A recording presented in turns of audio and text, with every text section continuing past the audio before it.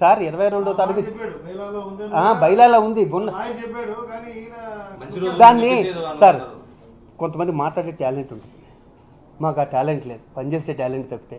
ఇప్పుడు నేను హోందాకు ఇప్పుడు తప్పకుండా ఏం చేసి ఏమైనా అడ్డుపడుతున్నాను, నేను ఆఫీస్కి వెళ్తాను, నాకు ఆఫీసులో పని ఉంటుంది చెప్పండి. రేపు పొద్దున్న ఇవన్నీ ఫైల్ లెక్కలన్నీ తీసుకెళ్ళి అప్పచెప్పాలి, ఒక రోజు తీసుకెళ్ళి 1వ తారీఖుని వాళ్ళు చేసుకోవచ్చండి. వాళ్ళు మాకే అభ్యంతరం ఉంటుంది అంటే వాళ్ళు ఇంకా వాళ్ళ అబద్ధాలు ఆడితే నేనేం చెప్తాను. ఇప్పుడు ఎన్ని అబద్ధాలు కదా, అమెరికాలో ఇలా జరిగిందని అది అబద్ధం కదా, ఇది అబద్ధం కదా సార్. 0.1% నాకు పట్టాకి ఎలా ఉంటుంది అడ్డు అంటున్నా. బయలులా ఉన్న దాని ప్రకారం ఏప్రిల్ 1 ఛార్జ్ తీసుకోవాలని దీంట్లో ఉంది, అది మీకు చూపించా క్లియర్గా. నేను అడ్డు ఎలా పెడతా? అడ్డుపడితే నాకు వచ్చేది ఏంటి బ్యాడ్ నేమ్ తప్పితే చెప్పండి.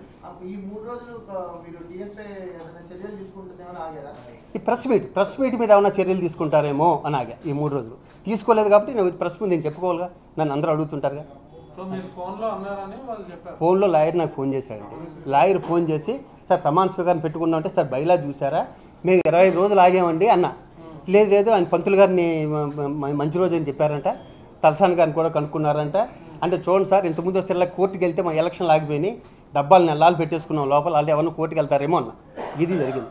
నరేష్ గారే కాకుండా మీరు చెల్లి బావ అనే జీవిత రాజశేఖర్ కూడా ఇట్లా అన్నాడు అని చెప్పేసి నేను ప్రెస్ పెట్టి సార్ ఇప్పుడు జీవిత రాజశేఖర్ గురించి నేను మాట్లాడుతాను. చాలా గౌరవం ఇచ్చాను ఆయనకి.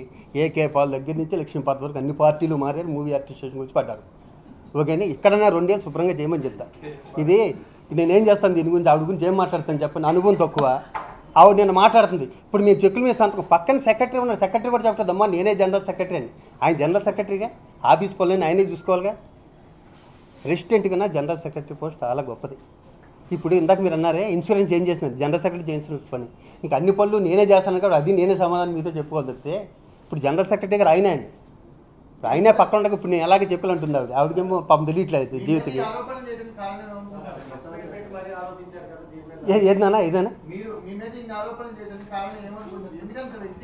వ్యక్తిగతంగా ఆరోపణలు చేయడానికి నాకు జీవిత గారు ఒకసారి ఫోన్ చేసి శ్రీరెడ్డి గారి విషయంలో కానీ డ్రగ్స్ విషయంలో కానీ నువ్వు సరిగ్గా స్పందించలేదు అన్నారు. తల్లి యూట్యూబ్లు చూడమ్మా, డ్రగ్స్ విషయంలో నేను స్పందించినట్టు నాకు తెలిసి నేను ఉన్న ప్లేస్లో ఏ ప్రెసిడెంట్ స్పందించడు. ఇదే కేబీఆర్ దగ్గర మన ఇండియన్ వైస్ ప్రెసిడెంట్ వెంకయ్యనాయుడు గారిని తీసుకొచ్చి ఆ రోజు ఎంతో పెద్ద ఎత్తున చేశాం ఆ రోజు. రెండోది ఏంటంటే వాళ్ళు బ్రదరే డ్రగ్స్ అమ్ముతుంటే ఇక్కడ పట్టుకున్నారని నేను పేపర్లో చూశాను, టీవీలో చూశారు. వాళ్ళు బ్రదర్ అమ్ముతుంటే మరి అమ్మేడలు నేనైతే చూడలే, నేను పేపర్లో చూసి న్యూస్ చెప్తాను. ఒక వ్యక్తి లేని వ్యక్తి గురించి నేను అసలు మాట్లాడకూడదు, పాపం కూడా. పలానా జీవిత గారి బ్రదర్లో డ్రగ్స్ అమ్ముతుంటే చెక్ పోస్ట్లో దొరికాడని పట్టుకున్నాడు, పేపర్లో వచ్చింది, టీవీలో వచ్చింది. దాన్ని నేనేం స్పందిస్తా? పోలీసుల దగ్గర నేను తీసుకురాగల హక్కు నాకు ఉంటుందా?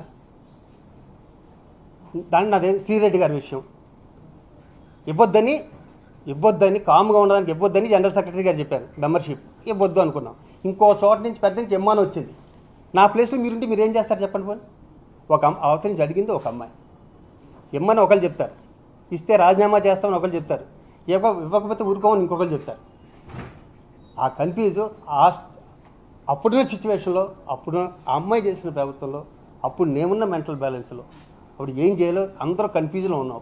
ఆ జరిగిన పొరపాటు నాకు జీవిత గారు చెప్పడం అంటే ఆ 2 నన్ను మనక్షోభానికి గురి చేసినాయి కాబట్టి నేను ప్రెసిడెంట్గా నుంచుందాం అనుకుంటున్నాను అన్నారు. మరి ఈ వ్యక్తికి స్త్రీల మీద అంత గౌరవం ఉండి జనరల్ సెక్రటరీ ఆమెనే ప్రెసిడెంట్గా చేయొచ్చుగా. ఇప్పుడు నరేష్ గారు జీవిత గారినే చేయొచ్చుగా ప్రెసిడెంట్, మేమందరం తప్పుకునే వాళ్ళం డెఫినెట్గా. అదే అంత ప్రేమ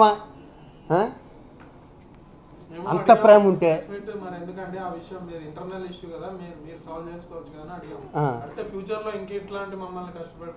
ఆయనతో నువ్వు ఒక ప్రశ్న వేస్తే అది తప్ప వేరే అన్ని సమాధానాలు వస్తాయమ్మా.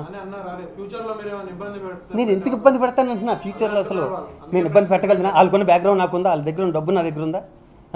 ఎప్పుడు 10 మంది బౌన్సర్లు వేసుకొచ్చి హ్యాపీగా ఉంటే వాళ్ళు నేనేం పెట్టగలను ఇబ్బంది? నేను ఒక్కనే వచ్చాను ఇక్కడికి. అబ్బాయి చిచ్చి అమ్మ 60 ఓట్లతో ఓడిపోయిన రీకౌంట్ 1 ఓటు 2 ఓట్లు వెళ్తాడు కదా సిల్లీ అమ్మాయిని. 1 ఓటు 2 ఓట్లు ఓడిపోయిన రీకౌంటింగ్ పెడతారు కానీ ఏమన్నా తేడా వచ్చినాయేమోనని. ఏదమ్మా అదే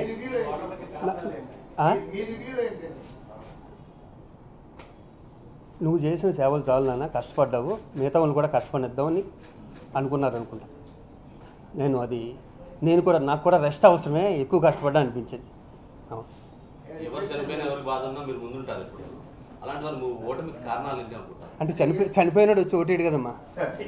అంటే సేవా కార్యక్రమం ముందుంటారు కదా ముఖ్యంగా చిన్న వాళ్ళు. అదే ఎక్కువ సేవ చేస్తేనేమో ఎక్కువ తెలుస్తాయి కదా శివాజీ రాజా గారు ఇన్ని పనులు చేశారని. సరే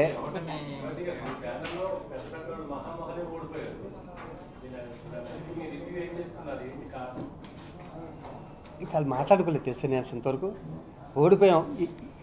ఇంతకుముందు పెద్ద పెద్దోళ్ళ మీద తగ్గాను నేను, చాలా పెద్ద పెద్దోళ్ళ మీద. అప్పుడు